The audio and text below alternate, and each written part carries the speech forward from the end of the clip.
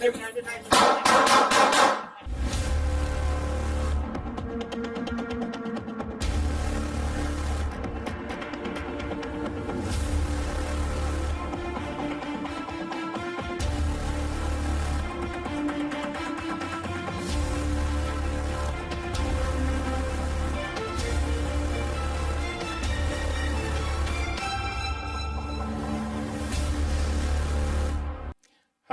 I'm Ramon, and welcome to another episode of Car to Car. And hi, I'm Dana, and today we'll discuss a fatal shooting out of Metro Sheriff's Office in Las Vegas. So we'll watch the video and we'll come back and discuss.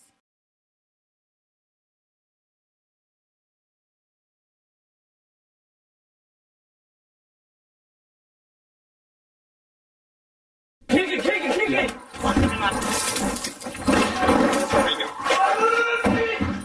Metro police! Metro police!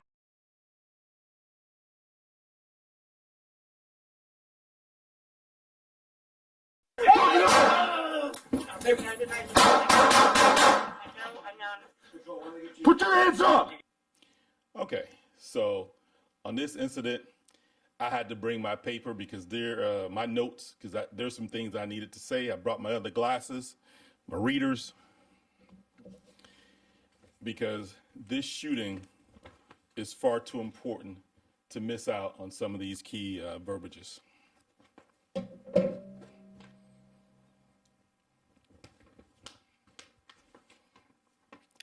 De-escalation strategies.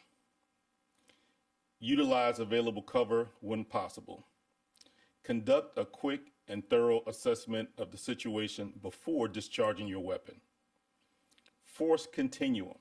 Clear and imminent threat of life.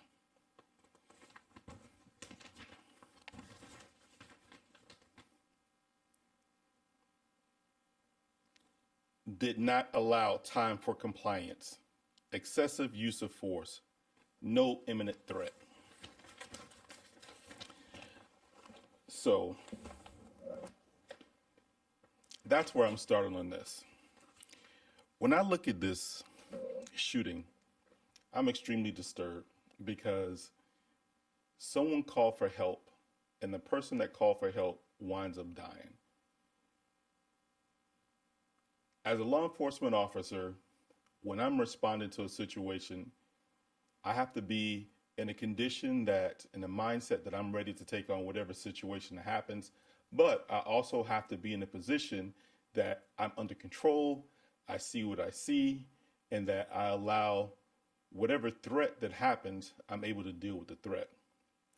And the only way that I could do that is if I remain calm and understand the information that was given to me before. The information that was given to these police officers was that there was a home invasion and that there was somebody there that was possibly destroyed property and now inside the house, and the victim is there in the bathroom hiding with his 15-year-old daughter.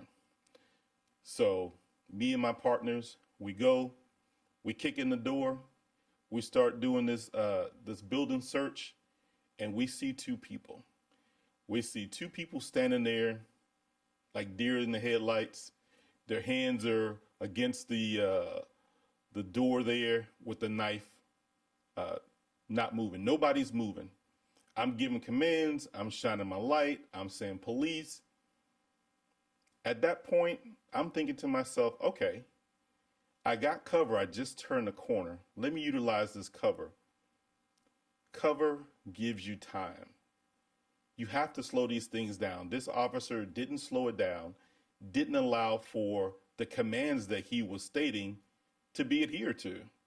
Put your hands up, drop the knife, and then once he fired a shot, at the person that was in underwear, no shirt. That's not saying that couldn't have been the offender, but I have to quickly deduce these things. And I know people are going to say, oh, we have to make these split-second decisions. We do, but we have to go into an understanding what's going on. So when I turn that corner and I see these two people and there's deer in the headlights, the knife's against the wall, nobody's moving, at least I have another split second there to make a better decision. I have the wall right here. I can utilize the wall to assist me would cover, and just in case the person with the knife comes, and we could back out, And then once I discharge my weapon, we see him discharge his weapon, and both of the people fall to the ground. Then the officer continues to move forward, and then shoots 5 more times while both people are on the ground. Nobody's moving. This shooting is completely unjustified, and I think that there should be a situation where some charges may need to be pressed on this. I mean, we have to make sure that we're doing the right thing, and there can't be overkill.